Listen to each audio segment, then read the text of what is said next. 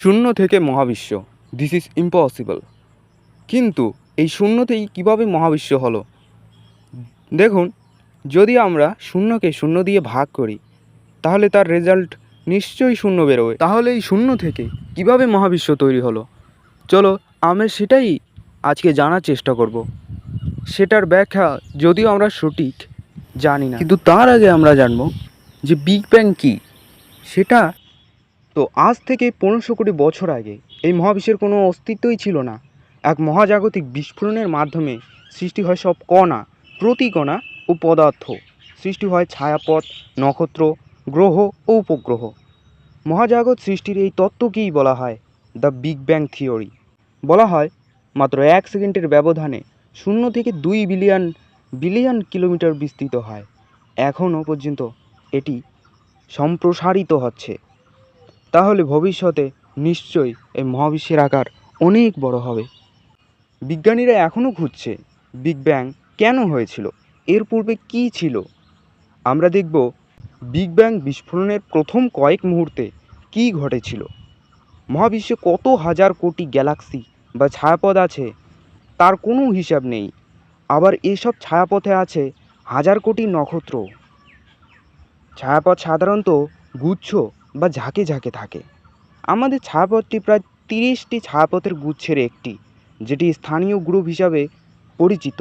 আমাদের সবচেয়ে কাছের ছায়াপথ অ্যান্ড্রোমেডার মহাজাগতিক বিস্ফোরণের মাত্র 1 সেকেন্ডের মধ্যে উৎপাদন হয়, কিন্তু এরপর আরও 200 কোটি বছর লাগে প্রথম নক্ষত্র ও ছায়াপথ গঠন শুরু হতে। কেন এমনটি হয়েছিল? কারণ বিস্ফোরণের 1 সেকেন্ডের 1 ট্রিলিয়ন ভাগের 1 ভাগ, সেখান থেকে 1 ট্রিলিয়ন ভাগের 1 ভাগ পরপর শিশু মহাবিশ্বের তাপমাত্রা হয়ে যায় 1 lakh billion billion billion Celsius.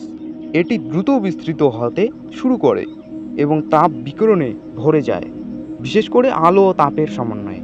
এতে মহাকর্ষ শক্তি স্বতন্ত্র একটি শক্তি হিসাবে আবির্ভূত হয়। তারপর 1 সেকেন্ডের 1 ট্রিলিয়ন ভাগের 1 ভাগ, সেখান থেকে 10,000 ট্রিলিয়ন ভাগের 1 ভাগ পর সম্প্রসারণ কমে আসে। এরপর সবচেয়ে ক্ষুদ্র কণাটি দেখা যায়, যা আস্তে আস্তে অতি পারমাণবিক কণা তৈরি করে। এর 1 সেকেন্ডের 10 মিলিয়ন ভাগের 1 ভাগ পর অতি পারমাণবিক কণা থেকে গঠিত হয় প্রোটন ও নিউট্রন, যা পরমাণুর নিউক্লিয়াসের 2 উপাদান। এই নিউট্রন প্রোটন আমরা কিন্তু ক্লাস 8-9-এ নিশ্চয়ই পড়ে থাকি। তো মূল কথায় আসা যাক। তার 100 সেকেন্ড পর তাপমাত্রা কমে হয়ে যায় 1 বিলিয়ন সেলসিয়াস। মহাবিশ্বের শূন্যস্থান এবার প্রোটন, নিউট্রন এবং ইলেকট্রনে ভরে ওঠে, যা পরমাণুর তৈরি 3টি উপাদান।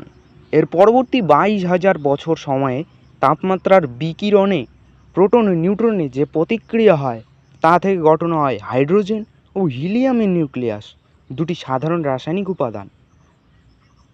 তারও 100 বছর পর মহাবিশ্ব স্বচ্ছ হয়ে ওঠে এবং তাপমাত্রা আরও কম হয়ে প্রায় 4000 সেলসিয়াস হয়ে যায় পরমাণু তৈরির জন্য, যা যথেষ্ট। এরপর মাধ্যাকর্ষণ শক্তি এগুলোকে একসাথে করে পদার্থের গুচ্ছ তৈরি করে। 200 বছর পর হাইড্রোজেন ও হিলিয়াম গ্যাসের ধোঁয়া থেকে মহাবিশ্বের প্রথম নক্ষত্র ও ছায়াপথ গঠন হতে শুরু করে। এভাবেই কিন্তু মহাজাগতের ক্ষুদ্র অংশ আমরা জানতে পারি। ভিডিওটি ভালো লাগলে নিশ্চয়ই একটি লাইক দিয়ে দিও, চ্যানেলটি সাবস্ক্রাইব করে রেখো এরকম ভিডিও পাওয়ার জন্য। তোমার বন্ধুদের শেয়ার করে দাও, যাতে তারাও এ বিষয়ে কিছু ধারণা পায়।